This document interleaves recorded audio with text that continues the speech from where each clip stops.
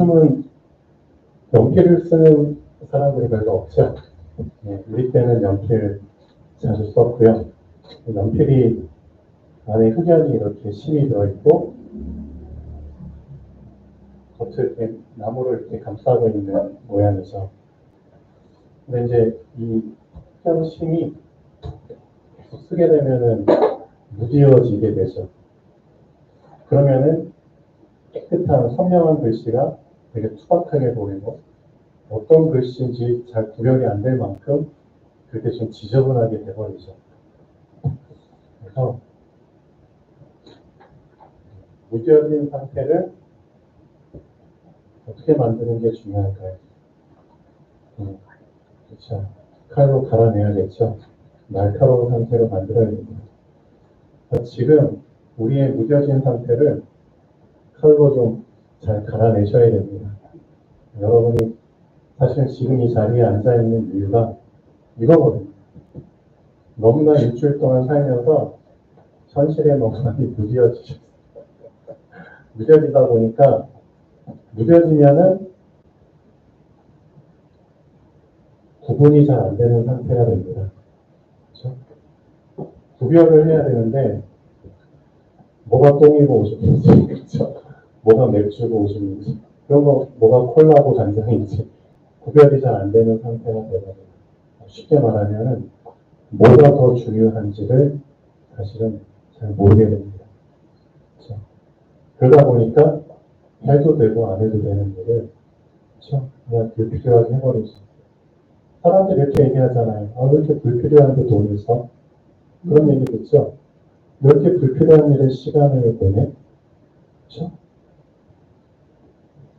쉽게 말하면 구분할 수 있는, 구별할 수 있는 되게 분별력이 떨어지니까 그렇게 시간을 보내게 되고 그런 엉뚱한 데 돈을 쓰게 되는 겁니다. 그럼 정작 필요한 일에 쓸 돈은 없고요. 정말 필요한 일을 위해 쓸 시간이 없어지는 거죠. 왜? 무뎌져서 그렇거든요. 인생이 이렇게 살면은 안 됩니다. 그렇죠? 인생의 주인 되신 하나님께 혼납니다. 여러분의 인생이 아닙니다. 하나님이 여러분에게 맡겨주신 인생입니다. 여러분은 여러분의 주인이 아닙니다. 그래서 여러분을 청지기라고 예수님이 부르셨습니다. 청지기의 개념을 절대 놓치시면 안 됩니다.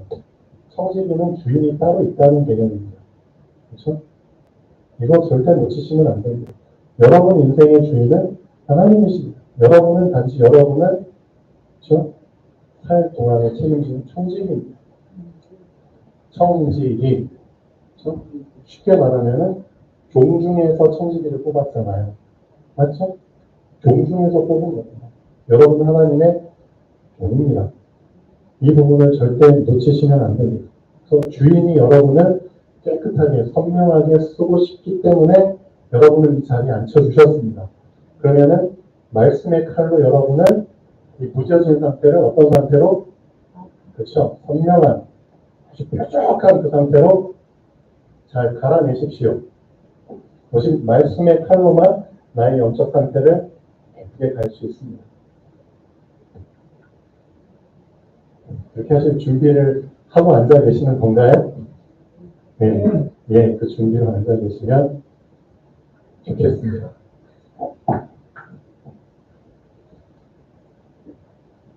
아까 랩런트 예배 때 이런 얘기를 잠깐 했는데요. 대부분의 사람들이 인생을 되게 어렵게 살아요. 어렵게. 그래서 문제도 어려운 문제 풀면은 되게 머리에 쥐가 나잖아요.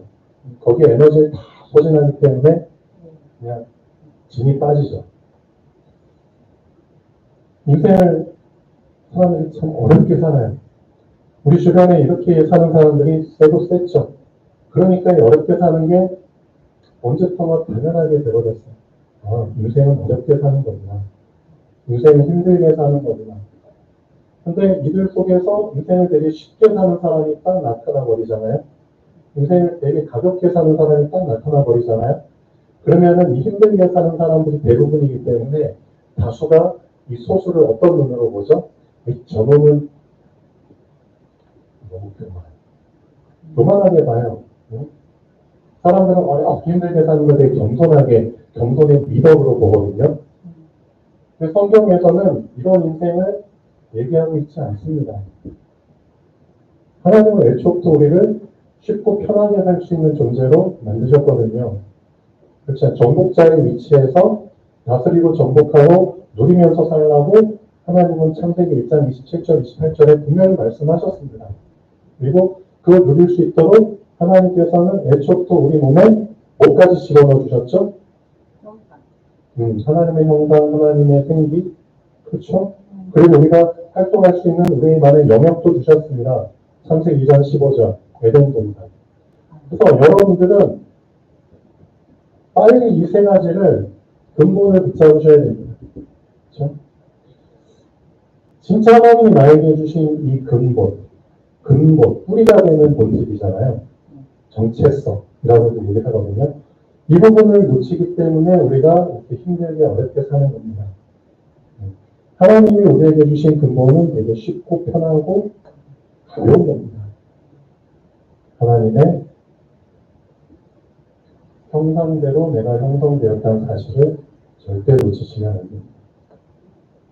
나를 형성시킨 근원은 하나님의 부처, 하나님의 모습, 하나님의 것으로 나를 만드신 겁니다. 하나님의 모습으로. 그렇죠? 나는 하나님의 형상으로 형성이 된 존재입니다. 이 부분을 놓치지 마십시오. 그리고 나는 하나님의 생기로 숨을 쉬는 존재입니다. 다른 것으로 숨을 쉬려고 하니까 되게 힘들게 숨을 쉬잖아요. 그렇죠?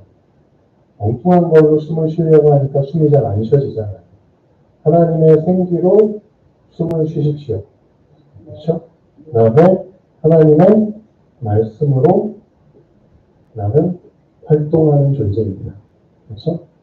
나를 활동할 수 있게 만드는 그 힘은 말씀에서 나오는 겁니다. 그렇죠? 말씀의 그 생명력으로 나는 살아가는 겁니다.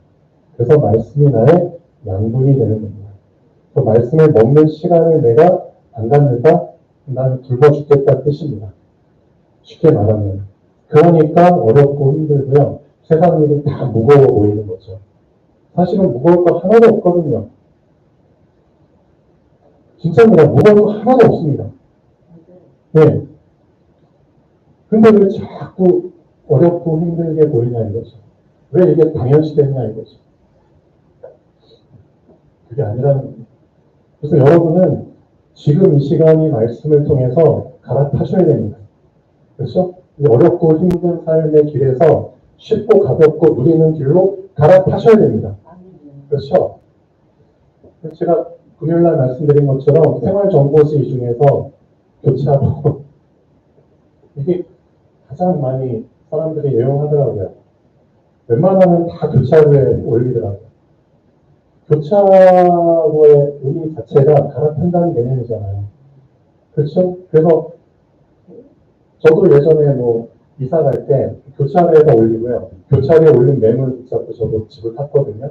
교차로. 결국 갈아탄다는 개념이잖아요. 그렇죠? 갈아탈 집들이 쭉 매물로 올라오죠. 갈아탈 직업들이 쭉 매물로 올라오잖아요. 그렇죠? 사람 구합니다. 일 구합니다. 그렇죠? 갈아탈 차들도 많이 올라오잖아요. 교차로. 실질적으로 신앙생활은 이걸 잘하는 사람이 신앙생활 잘하는 사람입니다. 우리가 인생 살아갈 때 군데군데 교차로가 나오거든요. 근데 그 교차로를 볼 수 있는 눈이 열려야지 잘 갈아타는데 눈이 안 열리니까 그냥 내가 가던 길을 계속 가는 거예요. 그러다 보니까 정말 3,000%면 계속 빠지게 되니까 시간 낭비, 돈 낭비 그냥 다 낭비하게 되는 거죠. 인생은 한 번밖에 없는데. 그렇죠. 그래서 하나님께서 우리 인간에게 주신 교차로가 그리스도입니다.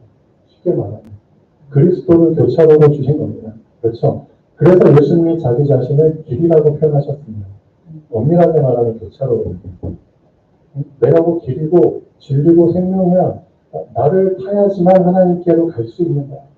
내가 하나님을 만날 수 있는 유일한 길이야. 그렇죠? 근데 군데군데 가다가 함정들도 나타나고, 그렇죠? 여기저기 길도 아닌 것들이 막 나타나잖아요. 그러니까 그런 거 헷갈리지 말라고 예수님이 그 말씀이 우리에게 오신 겁니다. 그래서 여러분들은 말씀을 정확하게 붙잡으셔야지만 교차로를 안 놓치게 되는 겁니다. 그렇죠? 그게 시간 전략하고 인생 전략하는 겁니다. 많은 사람들이 이제 나중에 한 40대, 50대 되고 어느 정도 이제 살 때쯤 되니까 그때 막 몸에 이상이 오잖아요. 그렇죠? 병들고 망가지고 거기에 돈 다 쓰게 되면 결국 남는 것도 없게 되고 결국 인생이 그렇거든요. 제 주변에 있는 사람들도 보면은 젊을 때 열심히 고생해서 일을 해 힘들게 어렵게 재산 모아놨었는데 이제 좀 쓸까 하는데 어디 병 터지고 안 걸리고 거기에 돈 다 그렇죠? 쳐갖고 그럼 남는 게 없다는 거죠. 그러면은 이렇게 생각하죠. 내가 뭐하고 이런 인생을 살지? 인생을 내가 이렇게 살려고 했나? 사람들이 다 후회. 인생 말년에 다 후회해요. 왜? 이건 모르거든요. 실제로 하나님께서 나에게 주신 쉽고 가볍고 누리는 길이 있는데 그걸 모르거든요. 그러니까 진짜 오늘 여러분들이 말씀 제대로 붙잡으셨다면은 갈아타셔야 되는 게 맞습니다. 맞죠? 갈아타면 한 명도 빠짐없이 갈아타시면 좋겠습니다. 근데 갈아타면은 이 힘들고 어려운 길에 가는 사람들이 갈아탄 사람을 볼 때 되게 교만하게 보여요. 되게 교만하게 보여요. 우리는 힘들게 여기까지 왔는데 너는 그렇게 편하게 왔어? 되게 미워 보이죠. 왜? 나랑 다른 길로 왔으니까. 그렇죠? 우리는 다 이 길로 왔는데 너는 왜 저 길로 가? 그 뭔가 나쁘게 보이죠? 그러니까 교만하게 보여요. 그렇지만 성경에 나온 렘넌트 7명들 요셉, 모세, 사무엘, 다윗, 다니엘, 엘리사, 이사야, 바울 같은 이 성경의 대표적인 인물들은 사실 주변 사람들이 볼 때 어떻게 봤는 줄 아세요? 교만하게 봤어요. 네. 요셉의 형들이 요셉을 못 잡아먹어서 안달이죠. 응? 요셉의 그 형들이 요셉 볼 때마다 좀 교만한 거. 그렇죠? 그렇게 봤어요, 실질적으로. 근데 딱 제대로 보면은 실질적으로 누가 교만했죠? 요셉이 교만한 게 아니라 사실은 요셉의 형들이 교만한 거예요. 요셉은 교만한 듯 보였지만 사실은 진짜 겸손한 사람. 교만한 듯 겸손. 근데 형들은 겸손한 듯 교만. 그럼 누가 진짜 교만하고 누가 진짜 겸손하냐 이거죠. 여러분을 볼 때 어떻게 보이세요? 여러분 겸손하게 보이세요? 여러분 교만하게 보이세요? 실질적으로 겸손한 사람은 누가 겸손한 사람이죠? 자기 게 없고 하나님의 말씀, 그렇죠? 말씀에 길들여진 사람입니다. 맞잖아요. 말씀이 가르쳐준 대로 그냥 하는 사람이 겸손한 사람입니다. 말씀은 쉽고 가볍고 그렇죠? 누리는 길을 가르쳐주고 있잖아요. 마태복음 11장 28절 29절. 우리 다 알고 있는 말씀이거든요. 다 외우고 있잖아요. 수고하고 무거운 짐진 자들아 다 내게로 오라. 내가 너를 쉬게 하리라. 내가 너에게 쉽고 가벼운 길을 가르쳐 줄 거야 라고 예수님 말씀하시거든요. 그 방법을 그대로 붙잡았는데 그렇죠? 그 사람이 어떻게 교만할 수가 있어요? 하나님이 주신 방법을 안 붙잡고 자기 방식 고수하는 사람이 사실은 교만한 거죠. 그렇죠? 그래서 성경에 나온 진짜 누리는 사람들은 사람들 볼 때 교만하게 보였지만 사실은 진짜 겸손한 사람입니다. 오히려 하나님의 말씀을 붙잡지 않고 자기 식대로 힘들게 하는 사람들이 겸손한 듯 교만한 사람들입니다. 실질적으로 요셉의 형들이 진짜 교만했고요. 자기 산 살았잖아요. 요셉이 사실은 진짜 겸손한 사람입니다. 모세는요? 모세는 마찬가지입니다. 모세의 형과 누나가 모세를 못 잡아먹어서 안달이에요. 모세의 형하고 누나가 있었잖아요. 아론과 미리암. 근데 기회 있을 때마다 모세의 막 흠집 막 발견하려고 막 그랬잖아요. 니만 선지자는 우리도 하나님의 말씀을 받은 선지자라고 막 대놓고 비방했잖아요. 근데 결국 어떻게 됐죠? 하나님이 누구 손을 들어주셨죠? 모세 손을 들어주셨잖아요. 다윗은요? 다윗도 똑같아요. 응? 다윗의 형들이 그냥 다윗을 못 잡아먹어서 앉아있죠. 저 교만한 놈 왜 여기까지 왔어? 그렇죠? 이 전쟁터가 어떤 곳이라고, 응? 응? 저 조그만 놈이 어떻게 이런 데 와서 막 어지럽히려고 저 교만한 교만하게 보여요. 근데 잘 알고 계셔야 됩니다. 진짜 뭐가 교만이고 진짜 뭐가 겸손인지. 하나님의 말씀대로 사는 것이 겸손한 사람입니다. 그리고 진짜 하나님은 이 시대에 이런 한 사람을 정말 찾고 싶어 하십니다. 잘 보십시오. 여기에서 뭐가 나오냐면은 어렵고 힘들게 산다? 왜 그런 줄 아세요? 하나님의 말씀을 미안하지만 영리로 붙잡아서 그렇습니다. 영리의 반대가 뭐죠? 로마서에 나오는 말씀입니다. 사도 바울이 중요한 개념 얘기하고 있거든요.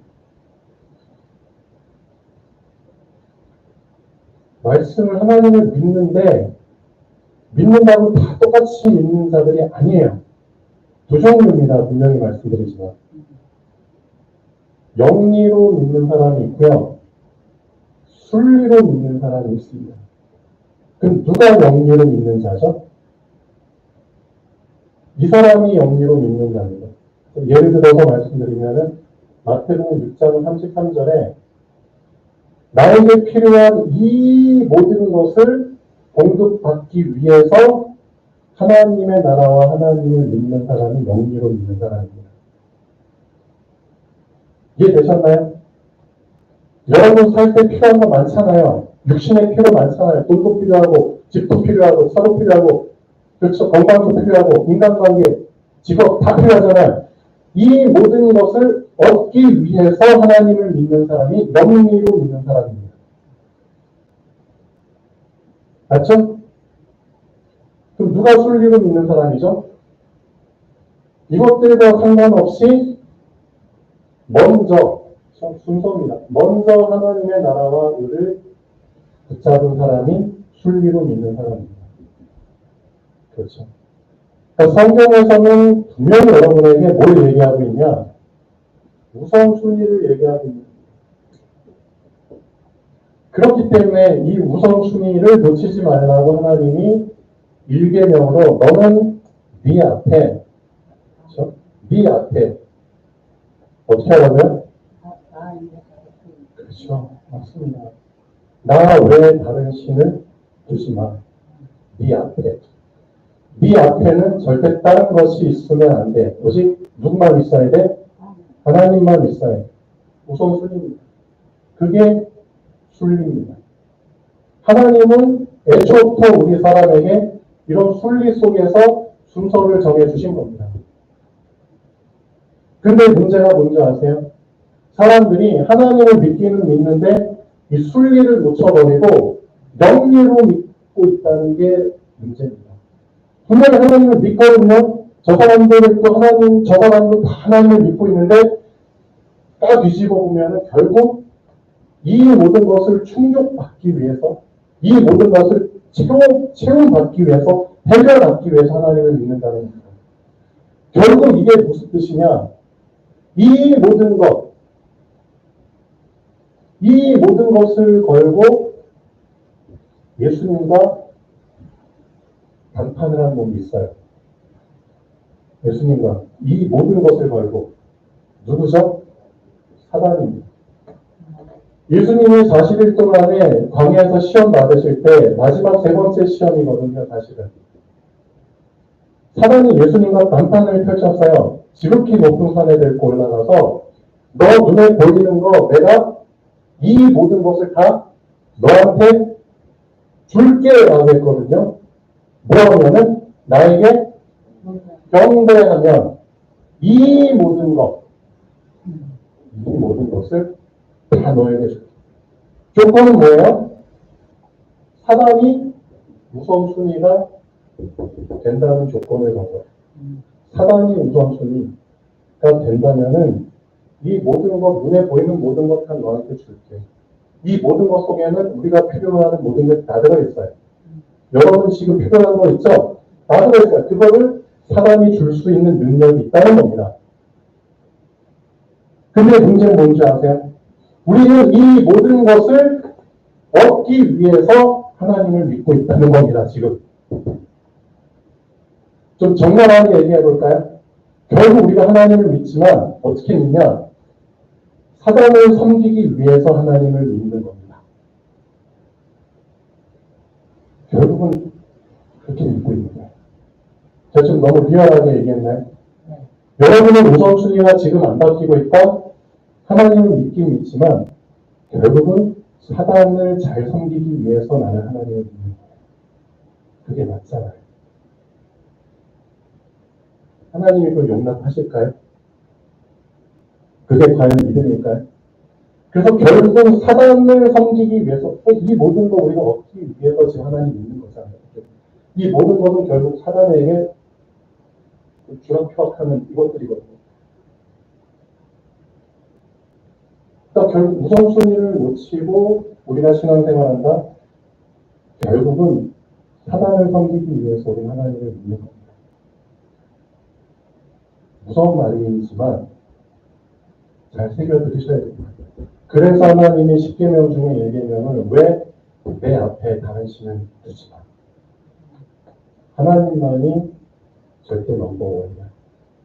왜 그 말을 자꾸 각인시키시는지를 알아야 됩니다.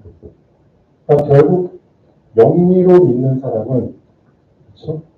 하나님을 믿는 게 아니라 사실 하나님의 사단을 믿는 겁니다. 영리로 믿는 사람. 그래서 성경에 보면은 순리로 믿는 그 한 사람이 나왔을 때 어떤 현실의 문제에도 조건에도 타협하지 않고 진짜 하나님만을 우선순위로 하는 그 순리로 믿는 한 사람이 나왔을 때 하나님은 이 사람에게 모든 것을 다 쏟아 부어주신 겁니다. 그 한 사람이 바로 요셉, 모세, 그렇죠? 사무엘, 다윗, 다니엘, 엘리사, 이사야, 바울. 이 사람들이 왜 중요하냐? 순리로 믿은 사람이었거든요. 하나님은 지금도 순리로 믿는 한 사람을 사실은 찾기를 원하십니다.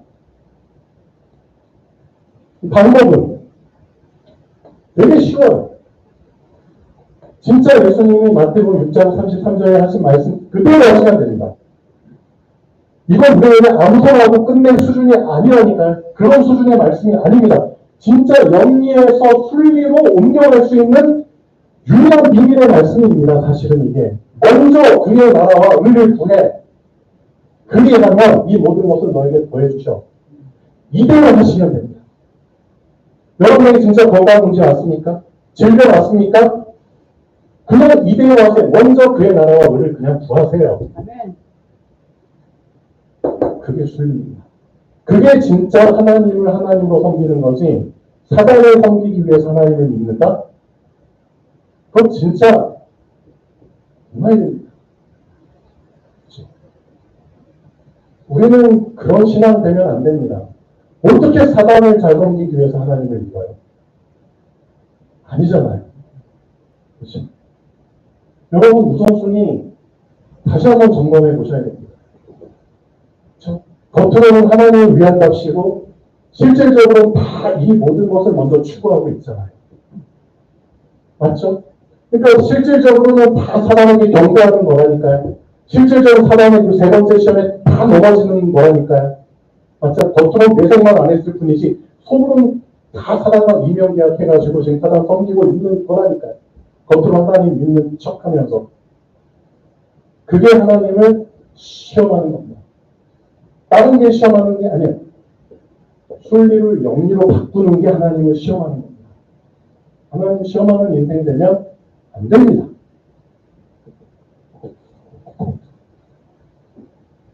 오늘 말씀 되게 중요합니다. 너희가 어찌하여 여호와를 시험하느냐. 우린 시험할 자격도 없고요. 어떻게 창조주를 시험합니까?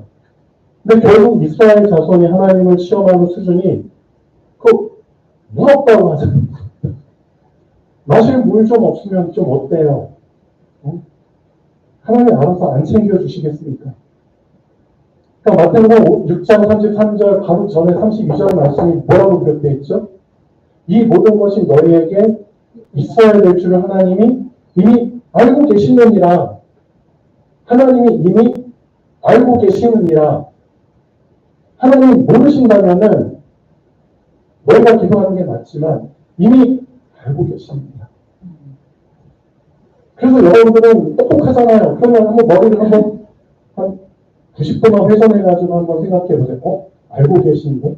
근데 나에게 지금 왜 이런 문제가 왔지? 왜 나에게 지금 물이 떨어졌지? 돈이 떨어졌지? 왜 나에게 병이 걸렸지?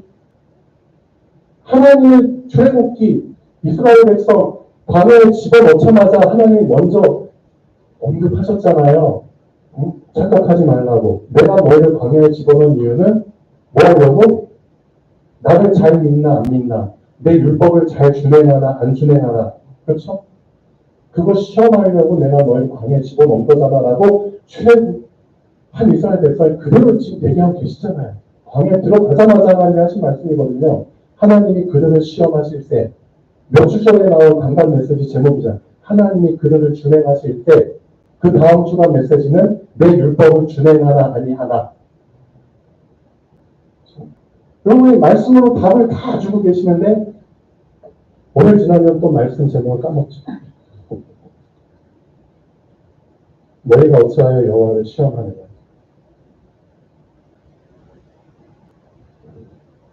그래서 예수님도 오시자마자 가장 먼저 하신 일이 이겁니다. 우선순위 바꾸는 작업을 하셨어요. 요한복음 2장에 어떤 사건이 나오죠? 갈릴리 가나 혼인잔치. 그렇죠? 갈릴리 가나 혼인잔치에 포도주가 떨어졌네.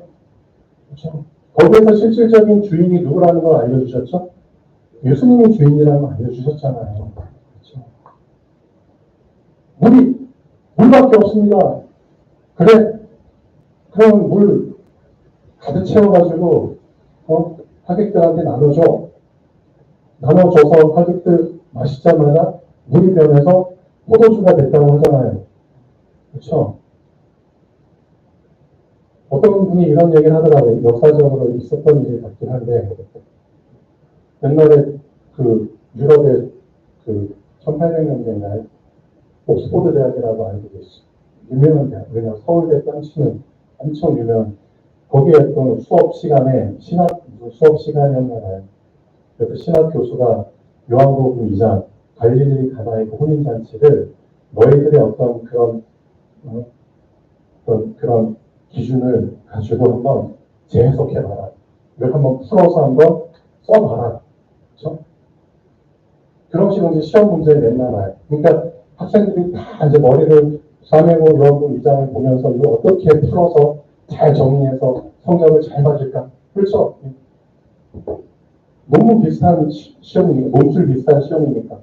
근데 저 구석에 어떤 학생이 시험 답안지 쓸 생각은 안 하고 그냥 창문만 밖에 나오고 한참 바라다보고 있는 거예요. 그러니까 교수가 이제 지적을 하는 거죠. 너는 지금 시간도 부족한 판에 항상 열심히 쓰려고 하는데 너는 왜 잠깐만 보면서 교수까지 보고. 그러니까 그 학생이 이제 딱 말을 듣고 답안지에다가 한 구절을 쓰고 제출하고 나갔어요. 근데 이 학생이 제출한 답안지가 만점을 받았어요. 다른 사람들은 이만큼 채웠는데도 잘 못 봤는데 한 구절 적었는데 만점을 받았어요. 이 학생이 뭐라고 표현했느냐? 이 요한복음 2장의 어마어마한 사건을 이렇게 표현을 했대요. 물이 주인을 만나니 얼굴이 붉어졌더라. 만점. 그 사람이 영국의 유명한 시인이 됐다고 하더라고요. 그러니까 여러분이 진짜 주인을 제대로 만나면 바뀌어요. 그렇죠? 주인을 제대로 만나면 우선순위 제대로 바뀌면 영리에서 순리로 바뀌면 하나님이 왜 여러분에게 어마어마한 축복을 안 쏟아부어 주시겠습니까? 그렇죠? 이걸 바꾸는 연습을 하셔야 됩니다. 결국 주종관계 바꾸셔야 됩니다. 그렇죠? 주종관계를 바꾸는 그 시간을 가지십시오. 날마다 이 세 가지 속에서 하나님의 형상이라는 사실, 하나님의 생기를 계속 받아들이시고요. 하나님의 말씀으로 활동하는 그 말씀의 힘이 나에게 생길 때까지. 그렇죠? 이게 주종관계를 바꾸는 시간입니다. 읽어보시겠습니다. 마실 물이 없어서 하나님이 계시냐 안 계시냐를 따지고 있는 것이 나의 수준입니다. 고작 마실 물을 얻기 위해서 하나님을 믿는 것이 나의 믿음의 수준입니다. 잠깐 있다 없어지는 육신의 문제 해결을 위해서 하나님을 믿는 어린아이 수준의 믿음을 졸업해야 합니다. 육신 문제 해결을 위해 하나님을 믿는 것은 하나님을 믿는 것이 아니라 하나님을 시험하는 것입니다. 하나님은 나를 부르실 때 이미 나를 영원까지 보장하시고 부르셨습니다. 여러분 다 생명책 기록되어 있다는 거 알고 계시죠? 영원까지 보장 받으신 거 맞아요. 홍해 앞에서 길을 내신 하나님, 방석에서 물이 넘쳐흐르게 하신 하나님이 지금 나의 주인이시잖아요. 내 수준에서 하나님을 믿으면 안 됩니다. 하나님 수준에서 하나님을 믿는 것이 참 믿음입니다. 그래서 분명히 알고 계십시오. 육신과 관련된 모든 문제는 나의 수준을 끌어올리기 위한 하나님의 시험 테스트입니다. 절대 착각하지 마십시오.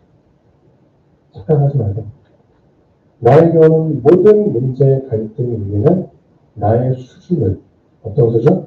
좀 위수준 뛰어넘게 하는 서밋 수준입니다. 진짜 랩런트를 수준으로 끌어올리기 위한 하나님의 테스트입니다. 그래서 여러분이 하실 일은 하나밖에 없습니다. 순서만 놓치지 않고 신앙 고백하십시오. 순서만 놓치지 않고 계속 고백하시면 됩니다. 기도하시면 됩니다. 먼저 그의 나라와 그의 의를 구하는 게 여러분에게 완전 각인 뿌리 체질되면 됩니다. 맞죠? 그것만 하시면 됩니다. 하나님이 여러분의 문제를, 여러분의 갈등을, 위기를 어떻게 바꿔주실지는 그거 해본 사람만 경험할 수 있습니다. 자, 기도하겠습니다. 창조주 하나님, 정말 감사드립니다. 이제는 명리로 하나님을 믿는 것이 아니라 술리로 하나님을 믿게 하여 주시옵소서. 하나님만이 우리의 우선순위가 되기를 원합니다. 오직 하나님의 형상, 하나님의 생기, 고백에서 말씀의 생명력을 누리는 하나님의 참된 자녀 되게 하여 주시옵소서. 그 시간이 꼭 있게 하여 주시옵소서. 주 예수 그리스도로 기도합니다.